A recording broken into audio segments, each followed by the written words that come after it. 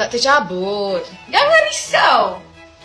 Ya, nak cakap apa tu? So, mari kita unboxing Lady Guga. Lady Gugu Gagah. Mari kita mulakan dengan bismillahirrahmanirrahim. Terima kasih kepada Allah kerana rezeki saya malam ini tak tercabut. Jangan risau. Secure. First of all, saya nak kena cari dia punya bobby pin dia. Glove lah jap. Saya beli wig ni biasa-biasa je guys. Sebab saya tak nak tohok ni. Memang hidup le nak pakai rambut uban ni guys. Sakit weh lah. Betul saya. Berapa banyak lagi lah bobby pin saya. Love. I want your love. Tenang cerita saya. Yang masih bergantung harapan kat saya ni korang belah. Pasal you. Alhamdulillah. Ya. Weh. Nampak lain lah pula. Macam ni pun style korang kalau sebenarnya. Love.